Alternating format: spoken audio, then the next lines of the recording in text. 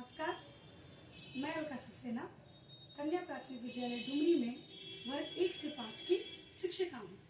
आज मैं आप सबके सामने हिंदी विषय में एक टीएलएम लेकर आई हूँ जिसका नाम है भाषा एक्सप्रेस। तो चलिए हम देखते हैं कि इसका वर्ग कक्ष में कैसे इस्तेमाल करेंगे। जैसा कि आप यहाँ पे देख पा रहे हैं, एक रेलगाड़ी सी आकृति है जिसके हर डब्बे में कुछ फ्लैश कार्ड्स रखे हुए हैं। इन फ्लैश कार्ड्स में हम बच्चों के लिए कुछ लेकर आए हैं। तो सबसे पहला डब्बा जो है हमारा, वो वर्ण का डब्बा है। वर्ण, जिसमें हम बच्चे के अक्षरों से जुड़ी हुई जानकारी को देखेंगे कि वो कितना अक्षरों को समझ पाते हैं, पहचान पाते हैं और जान पाते हैं। जब बच्चे इन वर्णों को सही सही बता पाएंगे, पहचान लेंगे, इसका मतलब है कि उन्हें वर्ण में स्वर वर्ण तथा व्यंजन वर्ण की पूरी जानकारी है। इस तरह से इस डब्बे से हम बच्चे के वर्ण की जानकारी का मूल्यांकन या अवलोकन कर पाएंगे। अब जब बच्चा वर्ण को बता पा देता है तो उस स्थिति में हम उसे अगले डब्बे यानी कि अमात्रिक शब्द की ओर ले चलेंगे, जो अक्षरों से जोड़कर मिलते हुए ऐसे शब्द हैं जिनमें मात्राओं का इस्तेमाल नहीं किया जाता। ऐसे शब्दों को जब बच्चा पढ़ देगा, जान पाएगा या उसका उच्चारण सही कर देगा, तब हम समझेंगे कि बच्चा वर्ण के साथ साथ अमात्रिक शब्दों को भी समझ चुका है। इसके बाद इसकी अगली इकाई शब्द, जिसमें कि हम अक्षरों से वैसे शब्दों को जानेंगे जिसमें मात्रा का इस्तेमाल हुआ, जैसे कि आ की मात्रा, छोटी की मात्रा, बड़ी की मात्रा। इससे जुड़े यहाँ पे उदाहरण भी दिए हुए हैं। बच्चा जब इन्हें अच्छे से पढ़ लेगा तो हम कहीं ना कहीं ये जान लेंगे कि बच्चे को मात्रा के साथ शब्दों का ज्ञान हो चुका है, यानी उनकी अवधारणा जो है वो इन तरह के शब्दों पर अच्छी बन चुकी है। यदि बच्चा मेरा यहाँ पे समस्या करता है, समझ नहीं पाता, बता नहीं पाता, पहचान नहीं पाता, तो फिर हमें इन दोनों डब्बों पर काम करने की जरूरत है, यानी वर्ग कक्ष में इनसे जुड़ी हुई चीजों को बताने की जरूरत है, ताकि उनका कॉन्सेप्ट, उनकी अवधारणा इस बारे में क्लियर हो जाए और वो इन शब्दों को आसानी से पढ़ सके, उनके अर्थ को समझ सके।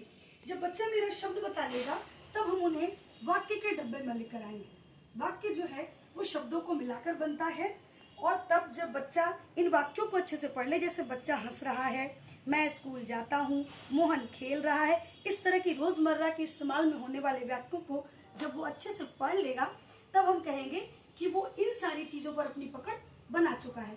इसके बाद हम जब आएंगे आगे तो अनुच्छेद, छोटे छोटे अनुच्छेदों को जब वो पढ़ ले और इस तरह के अनुच्छेद के बारे में अपनी अवधारणा को भी बताए, अपने तरफ से भी उनमें कुछ वाक्य, कुछ शब्द जोड़ पाए, तब हम कहेंगे कि कहीं ना कहीं वो अनुच्छेद को समझ रहा है। जब बच्चा अनुच्छेद को अच्छे से पढ़ पाता है तब हम उन्हें कहानी की तरफ लेकर जाएंगे। कहानी में भी छोटी छोटी कहानियां यहाँ पे दी गई है, जिसे बच्चा एक बार पढ़ेगा, उसका अर्थ बताएगा, साथ ही साथ फिर उसे अपनी भाषा में व्यक्त भी करेगा। तब हम कह पाएंगे कि वो कहानी के कॉन्सेप्ट को पूरी तरह से अपने जीवन में उतार चुका है। कहानी को वो बोल भी रहा है, पढ़ भी रहा है, लिख भी रहा है और साथ ही साथ अपनी भाषा में व्यक्त भी कर रहा है। इन्हीं चीज़ों को जोड़ने के लिए हमने इसमें चित्रकथा यात्रा का भी सृजन किया है, जिसमें बच्चा चित्रों के माध्यम से कहानी बनाएगा, शब्द जोड़ेगा, वाक्य मिलाएगा। जरूरी नहीं है कि वो पूरी की पूरी कहानी बताए, क्योंकि उसको अभी नहीं पता है कि वो जो बोल रहा है वो कहानी है या क्या है। लेकिन जब वो वाक्य का सृजन करेगा, अपने कल्पना से कुछ न कुछ बुनेगा, कुछ भी बोल सकता है। वो बोल सकता है बंदर उछलता है, बंदर पेड़ पे रहता है, बंदर मोटा है, मेरे पास बंदर है, इसके पास, मतलब इस तरह से जुड़ी हुई बहुत सारी बातें बता सकता है। इसके बाद हम उसे कहानी बुनना सिखाएंगे और कहीं ना कहीं कहानी का सृजन करना बताएंगे। इसी कड़ी में जब वो चित्रकथा यात्रा वो करेगा तो तरह तरह के चित्रों से कहानी को बुनना सीखेगा। तो जब हम अक्षर, बिना मात्रा के शब्द, मात्राओं के साथ शब्द, वाक्य, अनुच्छेद और कहानी कहेंगे, तो बच्चे को कहानी में तरह तरह के शब्द मिलेंगे। वैसे शब्द मिलेंगे जिनको शायद समझने में उन्हें कठिनाई होगी। ऐसे शब्दों को समझने के लिए ही हमने शब्द यात्रा के लिए फ्लैश कार्ड्स बनाए हैं, जिसे हम पाठ और वर्ग कक्ष में कराएंगे, ताकि बच्चों का शब्द के मामले में पकड़ मजबूत हो सके। यहाँ पे कुछ उदाहरण दिए हुए हैं जिसका हम इस्तेमाल करेंगे।